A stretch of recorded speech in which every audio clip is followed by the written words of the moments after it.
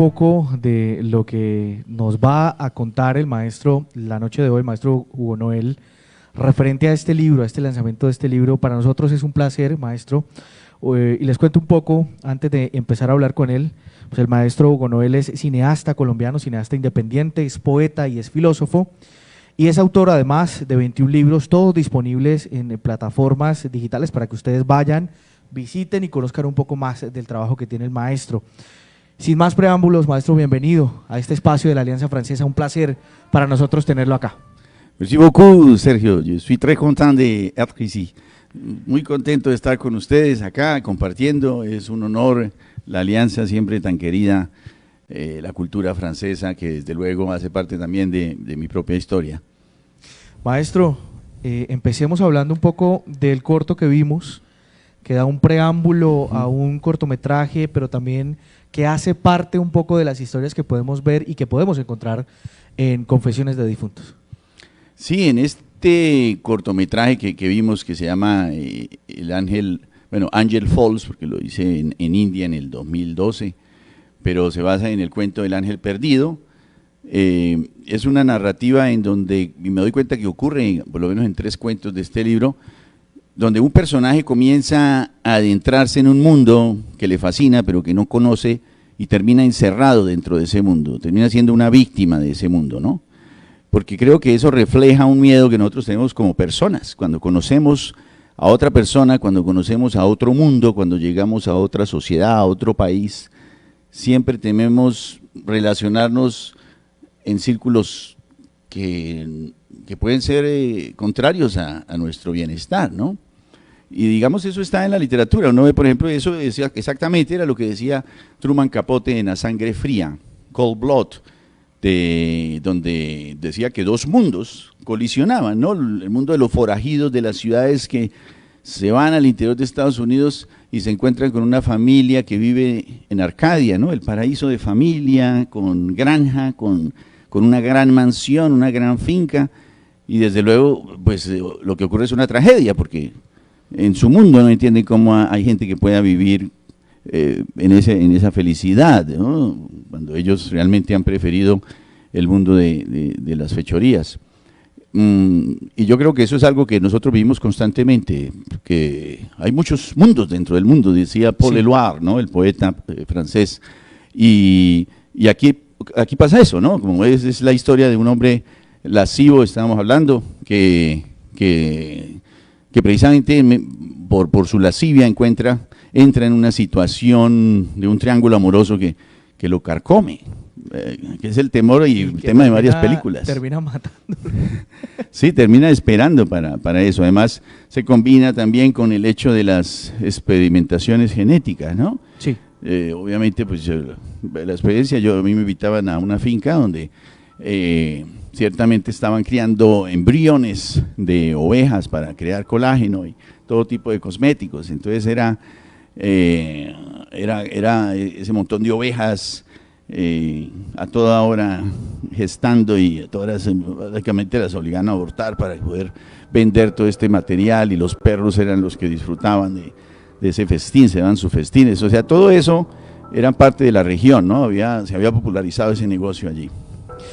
Maestro, aparte de eso, y no solo de lo que usted nos comentaba referente a este corto y de cómo llega y se abre camino a recopilar cada una de estas historias, yo quiero empezar preguntándole que mucho de lo que hay en este libro también es parte de la filosofía que usted quiere expresar referente a esas historias que a veces son sórdidas, que a veces son terroríficas, pero que tanto nos gustan aquí, sobre todo en el territorio santandereano. Sí, yo creo que precisamente nosotros tenemos una fascinación con los sobrenaturales. Sí.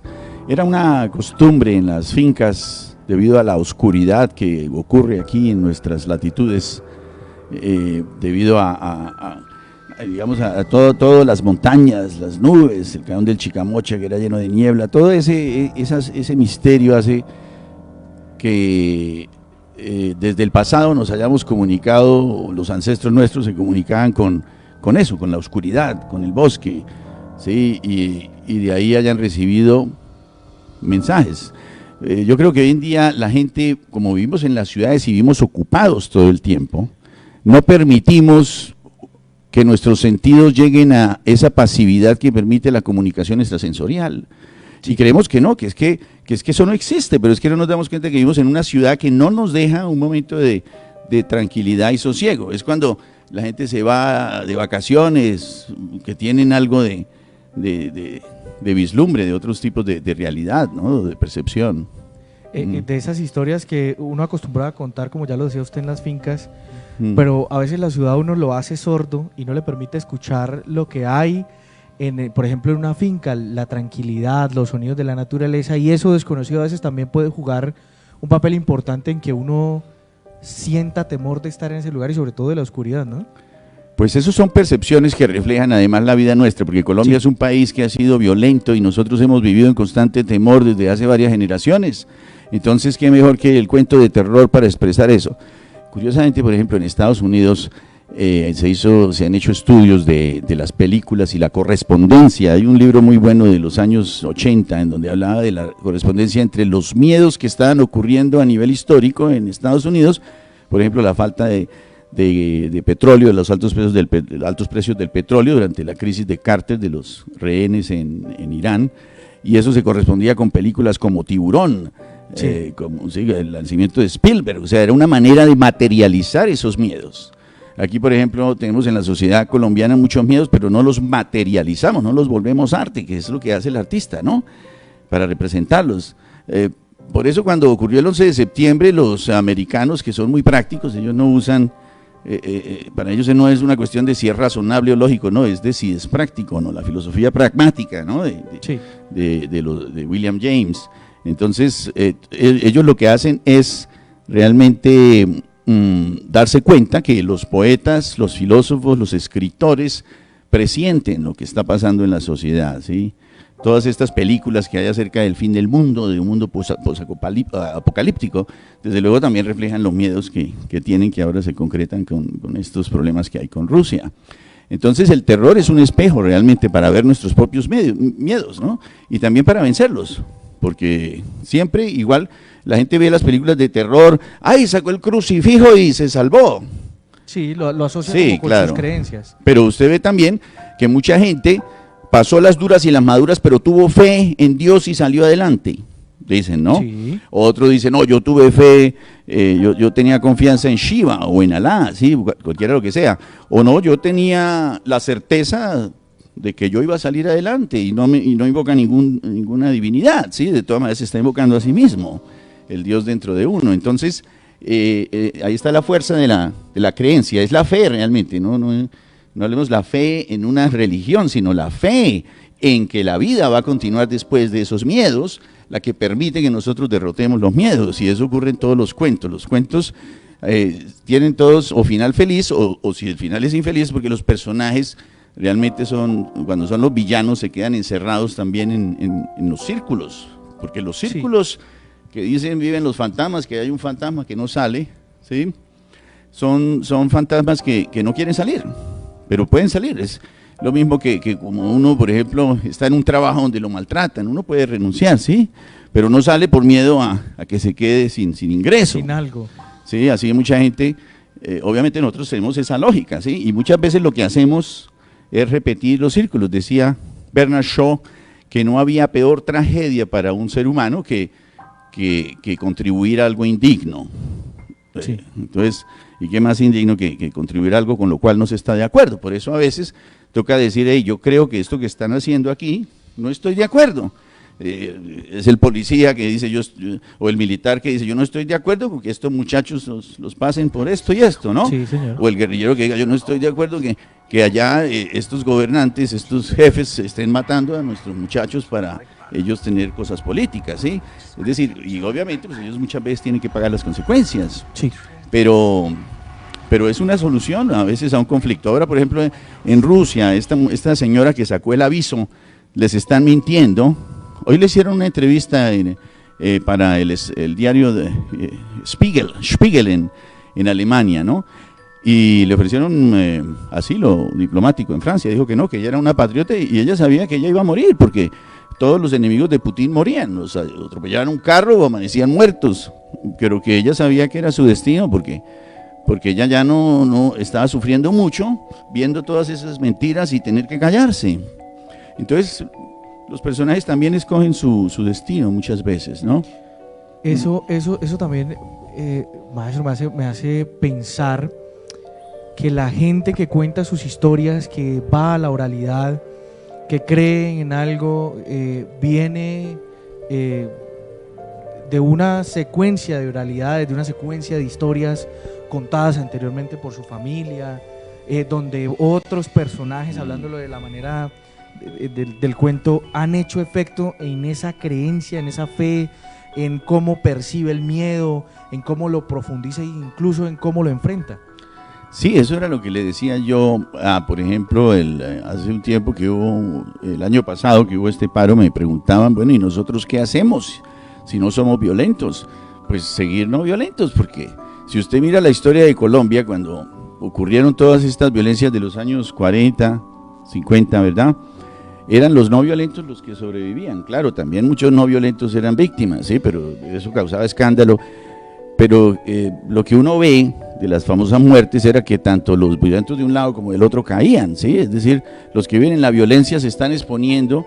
Además se explica aquí desde un punto de vista espiritual de Swedenborg, ¿no? Para Swedenborg, el infierno es una correspondencia de los deseos que se desarrollan en la tierra, del mismo manera que el paraíso es una correspondencia. Es decir, si hay un paraíso en el cielo, como lo describe Swedenborg, es un paraíso de lecturas, de museos, de conciertos, de teatros, también hay deportes. Es decir, todo lo sano que se produce acá es en sí todo lo que recrea al ser humano, lo que lo regocija. Es el paraíso. Es el paraíso. Y todo lo que es intrigas, asesinatos, mentiras, desfalcos, pues es el infierno. Entonces cuando el espíritu sale, el espíritu decía, yo me voy con la sociedad, por ejemplo, de los asesinos. Y ahí es donde aparecen las pesadillas. Nosotros tenemos pesadillas. La pesadilla realmente es un círculo donde el personaje huye, pero sabe que va a morir, ¿sí? Pero después él es el que tiene el poder, y hay sueños que tienen donde tienen el poder y entonces destrozan al que se supone es el demonio. Si se ve, ahí hay un círculo, ¿no? Claro, yo mato porque tengo que defenderme, pero también yo después soy muerto, ¿sí? Entonces es un círculo vicioso, hasta que ese círculo del eterno retorno, sí, ¿sí? Que se ha hablado Milciada y Eliada y todo eso, como Borges recuerda, digamos, tiene una refutación que la nombró San Agustín en el libro La ciudad de Dios, y es que lo que nos libera del eterno retorno es la figura de Jesucristo, decía él, ¿no? Es decir, la divinidad. Y eso combina también con la figura de Buda en Oriente, ¿no? Sí. El que nos libera del círculo que nosotros repetimos siempre entre karma y pecado, ¿no? Bueno, karma y exceso. Nosotros lo que hacemos es realmente a través de Buda, dicen ellos, se puede ascender. Hay obviamente variedades de interpretaciones, porque hay muchas sectas budistas que creen que no, que uno tiene que sufrir cierto número de veces, mientras que otra, el Chenichio, por ejemplo, en Japón, que es muy fuerte, creen que Buda lo puede a uno liberar y uno puede ascender. ¿Cuándo asciende uno? Uno asciende, por ejemplo, cuando fuma y deja de fumar, ¿sí? Sí. O cuando es adicto al alcohol y deja del alcohol, o a un vicio, ¿sí? Es decir, los vicios son repeticiones que tratan de encenegarnos, pero reflejan lo que también es la vida misma, ¿sí? Gentes que pueden quedarse, por ejemplo, haciendo la misma acción continuamente y no se dan cuenta, ¿sí? Hay mucha repetición en la vida y uno tiene que analizar por qué está repitiendo actos, cuál es el propósito en la vida de que uno repita cierta situación, ¿no? Y que no sea capaz de salir, ¿no? Exacto, y ese es el tema de los cuentos. A mí me pasó, por ejemplo, un caso muy curioso que yo hice en primer semestre de comunicación social, hice un curso con un profesor de lógica filosófica. Sí. Listo, estudié mucho, lo seguí todo. Después me metí a hacer el doctorado en filosofía, años después, y me pusieron como condición que tenía que hacer unos cursos y me pusieron el mismo curso, con el mismo profesor, ¿no? Y cada clase para mí era como un martirio, porque repetía exactamente lo mismo, ni siquiera había cambiado en 5 años la manera de dictar la clase. Las diapositivas, digamos. Sí, ¿no? Y las mismas palabras incluso. Entonces, pero pero uno tiene que pensar cuál es la razón por la cual eso se repetía, ¿no? No es casual, diría uno, o puede ser casual, bueno, pero son cosas que pasan, y en eso se basa mucho de la literatura, ¿no? Hablando de eso, maestro, ¿cómo se llega entonces y cómo encuentra usted en esas leyendas, en esos mitos, en esas historias que se cuentan aquí, que usted conoció en los lugares que ha podido visitar y dijo, aquí hay un potencial para narrarlas, para modificarlas tal vez, para ponerles un poco, para exaltarlas y traerlas a confesiones de difuntos? Sí, porque realmente donde hay miedo hay una historia de terror, ¿no? Sí. Hay que tratar de descifrar cuáles son las causas del miedo, ¿sí? Entonces, por ejemplo, yo tenía miedo cuando pequeño a caerme de puentes o a caerme de edificios o de casas, ¿sí? Eso era un miedo constante, ¿no? Y en efecto después tuve una caída de una camioneta. Pero antes de esa caída que ocurriera, ¿no? La pesadilla era tan vívida, ¿no? Casi que era un anuncio de que yo me iba a morir por caer, ¿sí? Que en ese sueño yo apenas tenía como 9 años, pero me cansé tanto que yo dije, bueno, ya hoy no me voy a angustiar, pensé, hoy me voy a tirar de una vez yo mismo, y cogí impulso y me boté, y tuve el sueño más plácido, no volví a tener esa pesadilla ni nada. Descansó. Exacto, después cuando ocurrió lo de la camioneta que me caí, después de que yo recuperé la conciencia porque me había quedado inconsciente, decían los doctores que era milagroso que no me hubiera roto ningún hueso, porque el cuerpo estaba relajado, tan relajado como en ese sueño, ¿no? Entonces por eso fue que me salvé, casi que como que vencer el temor en el sueño preparaba lo que se venía. Bueno, eso es como una especie de premonición. Sí, premonición. Uno llega a esas conclusiones, sí. Porque entre otras cosas, los cuentos no es que uno los recoja, hay cierta tendencia, no, los cuentos ya están, hay que buscar el que lo cuenta. No, hay alguien que lo cuenta que se lo inventa. ¿Sí? Sí. Hay alguien que ve los fenómenos y comienza a descifrar, aquí vivió esta persona, aquí ella perdió unos hijos y aquí encontraron unos huesos en las paredes, ¿sí? Entonces la gente empieza a crear la historia y otro lo coge y otro hasta que llega a alguien como, yo soy escritor, entonces yo llego y escribo el relato de la Llorona de Charalá, ¿no? Por ejemplo, que se basa en la historia de un medium que efectivamente quedó loco en Charalá, la aparición de una llorona que en efecto se veía muy turbada el mismo día que el medium estaba invocándola en un café, o sea, todo eso se combina con dentro de ese cuento, ¿no? Porque la gente me cuentan esas historias, no, allá se vio eso, y esa misma noche esto, y no sé qué, pero no se ha hecho, digamos, la historia completa. Yo creo que en cierta manera es una labor detectivesca, recoger los elementos para encontrar cuál es el sentido global que ocurre, cuál es la narrativa probable que cubre todos esos eventos, igual que se hace en una película de terror, ¿no? Hasta en El Exorcista, siempre tratan de explicar exactamente qué es lo que está pasando, ¿no? Darle como una orientación para tal vez a esa persona que no tiene como esa creencia de que tenga una especie de explicación de por qué sucedió el fenómeno, por qué se da ese efecto y ese miedo en las personas. Sí, nosotros tenemos esa tendencia. Germán Espinosa le gustaba mucho, me hablaba con él en Bogotá, la novela El Ente, ¿no? Y la película del Ente, que es de un espíritu que posee a una mujer repetidamente y la tortura, le hacen exámenes, etcétera. Todo eso le fascinaba, pero realmente, y ahí digamos que cómo se explica, en la final del libro y la película no se logra explicar, simplemente pasaba, ¿no? Porque ya en un medio totalmente, por ejemplo, ahí no había nada de religión o exorcismo, etcétera. Entonces, yo creo que cada realidad de terror es diferente, ¿no? Hay muchos escritores que se van por ese lado. Stanislaw Lem, ¿no es cierto? Que ahora es muy popular, ahora lo tradujeron al castellano, sí. Escritor de ciencia ficción, realmente los cuentos de él son de terror, ¿no? Pero él lo hace en el mundo de la ciencia ficción para precisamente despojar toda esa cobertura aparentemente espiritual. Entonces ya no se llega a un mundo, como en el caso de Solaris, donde hay problemas espirituales, sino donde simplemente las entidades son así, poseen el cuerpo de una persona o reviven el cuerpo de un muerto, etcétera. Pero ya hay una explicación que debe ser científica, piensa uno. El padre Brown, curiosamente, ¿no es cierto?, que era el personaje de Chesterton, muy famoso en el siglo XIX, porque Chesterton era ateo y se convirtió al cristianismo, ¿no?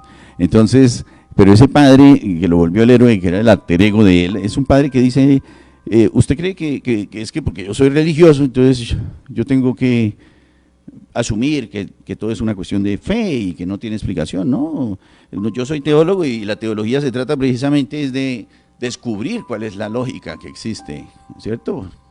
Hoy se habla de la teoría cuántica precisamente en ese sentido.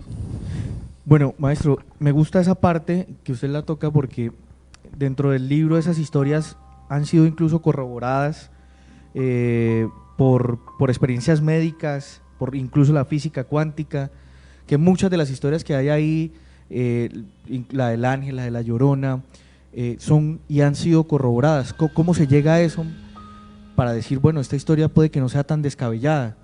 La miramos hacia la luz de la ciencia, hacia la luz de la física, y esto sí puede llegar a ocurrir. Pues eso es lo que se llama el Espíritu Santo, la musa, la inspiración, ¿no? Y eso es algo que curiosamente la gente no le pone mucha atención. Nosotros ya tenemos por normal que un actor se aprenda la letra y haga una película, que haga la obra de teatro, que un pianista toque perfecto, que un escritor escriba un libro, ¿sí? Sí. Y hay mucha gente que lo hace, entonces ya es normal, pero resulta que en cada acto de estas creaciones, así sea desde el escritor más humilde hasta el genio de premio Nobel, ¿sí?, siempre existe un deseo de dejarse inspirar, de ser un instrumento de comunicación de otra entidad. ¿Qué otra entidad? Bueno, Michael Chekhov decía que era la sociedad. Michael Chekhov era un actor, era sobrino de Anton Chekhov, y él decía que cuando actuaba, él no tenía técnica, porque él actuaba era como medium. Él notaba cuáles eran los sentimientos que se debían demostrar que encajaban con su público, ¿no? Y así era que tenía éxito. Pero fíjate que en la filosofía china existe el concepto del Tao. La filosofía taoísta dice que el Tao es aquello que, y dan el ejemplo, que le ocurre al pianista cuando deja de pensar en las notas y se deja simplemente llevar. Ahí, eso es la inspiración, o sea, es simplemente obrar de una manera increíble. ¿Sí? Yo a veces escribo con una facilidad y me asombro de ver cómo las oraciones fluyen como si estuvieran ya en la cabeza. A veces uno tiene esa duda. De hecho, Carl Jung decía que las ideas no eran propias. Las ideas y las palabras ya estaban ahí, y uno lo que hacía era recogerlas. Desde luego Jung, eso lo dijo en algún documental, porque él no era presto a publicar estos temas que hoy estoy tratando, por ejemplo, porque él decía que la humanidad no estaba preparada para eso, que si él lo hacía lo consideraban loco, ¿no? Pero ya han pasado precisamente esas experiencias de comatosos, etcétera, que algunos tratan de despedir por una razón u otra, explicando que son cuestiones sensoriales del cerebro, ¿no? Yo veía en India, donde hay tantas manifestaciones de lo divino, compré un libro de cómics que precisamente trataba de explicar que todas las visiones que tiene la gente de que un Dios le habla o que le diga haga algo, todo eso son cuestiones del cerebro, ¿no? O sea, simplemente es el mismo hablando con el mismo, ¿no? Y eso puede ser cierto, ¿sí? Pero lo que me interesa es cómo cuando alguien cree que esa figura es bondadosa, el supremo bien y confiando en el futuro mismo, entonces las cosas funcionan bien con esos personajes, que son los que llamamos santos, y tienen cada uno una historia que por más que descreamos de lo que ha hecho la obra que han logrado, es imponente. Y hablamos de Jesucristo, hablamos de Buda, o sea, ¿qué influencia han tenido sobre la humanidad, sobre millones y millones de personas, billones? Y hablemos, por ejemplo, San Ignacio de Loyola, Santo Tomás, todas estas personas que han creado obras de la imaginación, dice uno, ¿no? Porque todo es refutable, pero realmente lo han hecho, ¿sí? Porque precisamente es la imaginación la que nos permite a nosotros crear el universo, ¿no? Dentro de ese recorrido de recopilación de historias, maestro, ¿cuál fue la que usted dijo, casi no logro tenerla completa, o dijo, esta posiblemente no pueda salir porque no hay una idea concreta, porque la historia le falta algo, no me cuadra? ¿Cuál fue esa historia, cuál fue ese cuento que usted dijo, tal vez no salga, pero al final está ahí? Sí, yo creo que los relatos más difíciles son el de Hyde, Fue Sí. toda una vida desde la época del colegio que trabajaba ahí cerca donde Campo Elías Delgado mató un poco de gente, hasta mi tesis fue sobre él. Mi tesis de hecho es una preparación para ese cuento, ¿no? Basada en cierta investigación periodística, que fue un guión de cine, que allá está en los anales de la Javeriana, y donde curiosamente yo enfaticé la relación de Campo Elías con la mamá. Después veo que en la novela Satanás eso es lo que hace también Mario Mendoza. Bueno, él también, cuando eso dio clases en la Javeriana, seguramente se habrá topado con esa tesis, lo cual me honraría desde luego que le haya cogido la idea de ahí, porque eso Claro es normal que sí. entre los escritores. Pero eso fue el más difícil, y yo creo que la solución fue precisamente cotejar el texto de El extraño caso del Dr. Jekyll y Mr. Hyde con la realidad de Campo Elías, porque es que si uno lee, eso se menciona en Satanás, de que él estaba haciendo un ensayo, etcétera, pero digamos ahí no se ahonda en esa relación tan profunda que hay entre las líneas del texto y la realidad que estaba viviendo Campo Elías. Entonces ahí se logró compaginar y funciona muy bien ese diálogo, ¿no? A eso iba, maestro, es que muchas de esos cuentos están en diálogos. Es como si los mismos personajes realmente nos estuvieran contando la historia al leerlo. Yo tuve la oportunidad antes de estar aquí con el maestro de poder leer alguna de las líneas, y es como si realmente el personaje estuviese hablando directamente con uno, como me metí dentro de la historia y realmente es como si yo estuviera participando con ellos dentro de la conversación que tienen.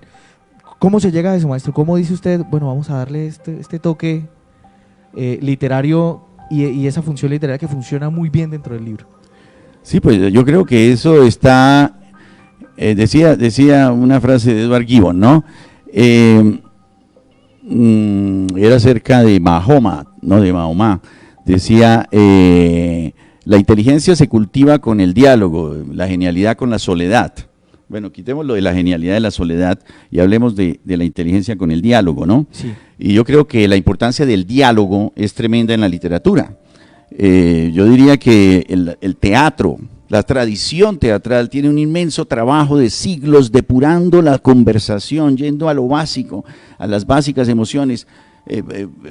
El gran escritor Luigi Pirandello hablaba de lo que se llama la azione parlata, es decir, la acción hablada. Es un diálogo donde cada palabra sea la acción. O sea, en vez de aspirar a ese cine de aventuras, de persecuciones y de saltos donde al final cogen o no cogen al héroe o al villano, que es lo que nosotros la pasamos viendo todas las noches, ¿sí? Aquí realmente son diálogos que tratan de domar al personaje, y él es a no dejarse domar, porque si vemos eso es lo que es el diálogo. El diálogo entre cualquier persona en sociedad siempre es un diálogo en donde se establecen unas reglas que se suponen son de igualdad, pero que muchas veces los diálogos terminan dominando uno al otro, ¿no? Por una razón u otra. Lo vemos en la comedia se pasa continuamente de una posición dominante, ¿por qué te tomaste el vino?, a una posición sumisa. No sabía que era porque estabas enfermo, discúlpame, ¿sí? O sea, Pantalone pasa de ser el dominante al sumiso porque Sgaranelli muy hábilmente le dice una mentira. Digamos, eso está en la comedia, pero detrás de eso está precisamente esa relación, ¿no? Y esto, por ejemplo, en teatro lo ha usado la teoría impro, porque la teoría impro se basa en eso, en el cambio continuo de dominio a sumiso. Uno cree que es que la sociedad, ya están los de arriba que mandan y abajo los que obedecen. No, realmente, como dice Hegel en su ensayo acerca del amo y el esclavo, hay una correspondencia. El amo necesita del esclavo y el esclavo del amo, y eso lo vemos en la política, donde cada líder tiene sus seguidores, entre comillas, ¿no? Pero no son otra cosa que los que apoyan al jefe, pero el jefe tiene que apoyarlo, ¿sí? Nosotros vivimos en esa relación, lo que hacemos es la sociedad, pues obviamente cambia los nombres o los reevalúa continuamente, ¿no? Para que pierdan la punta ofensiva que pueden desarrollar con el tiempo.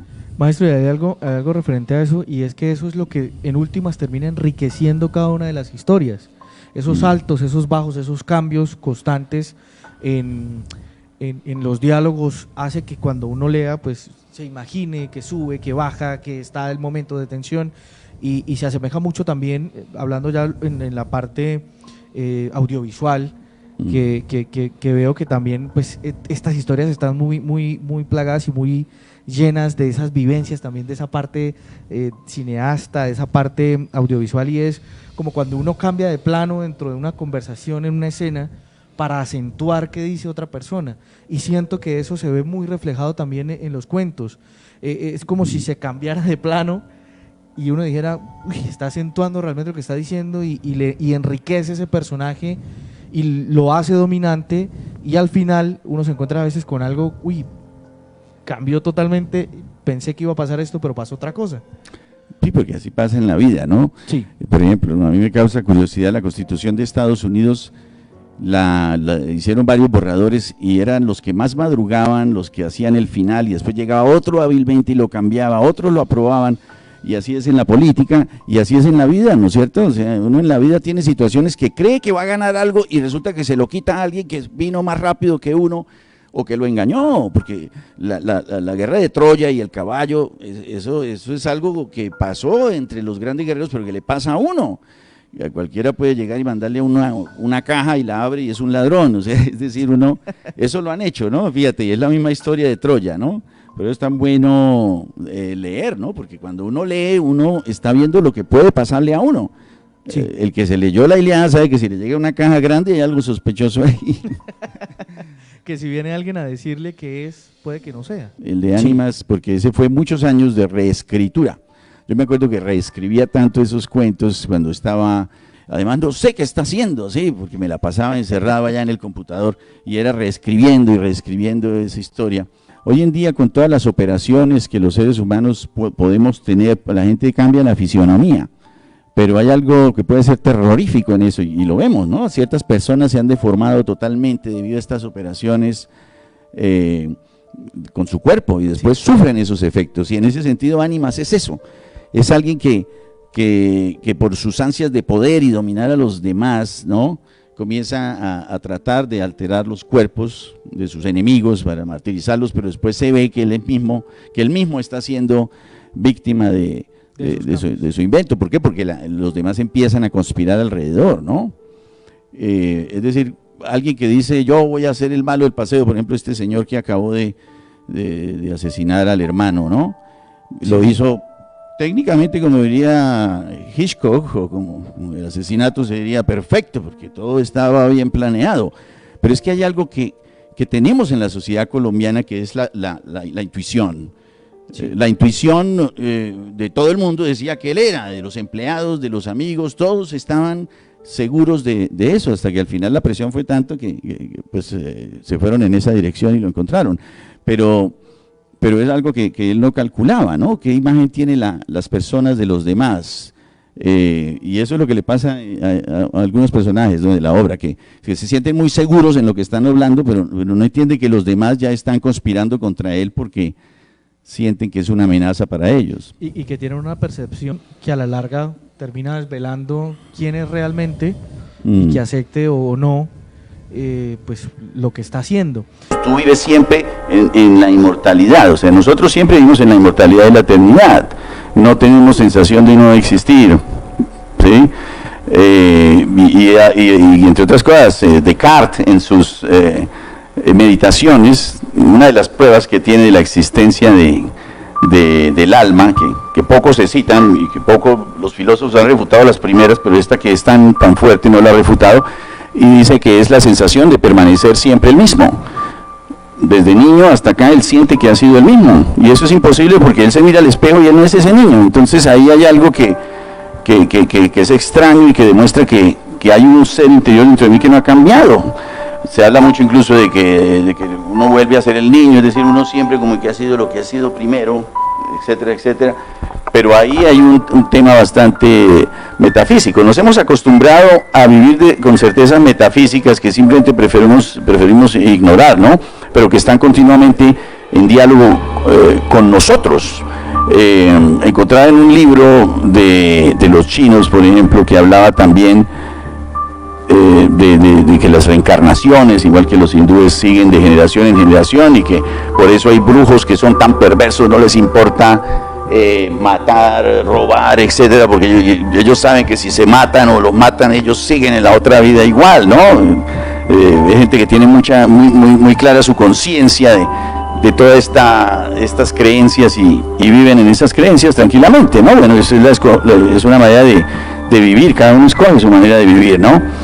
Pero lo cierto que nos deja el terror es todas estas reflexiones metafísicas. Muchas veces son espíritus, como dicen los aborígenes de Estados Unidos, los manitús, ¿no? Sí. Cada silla tiene su manitú, también lo dicen los budistas.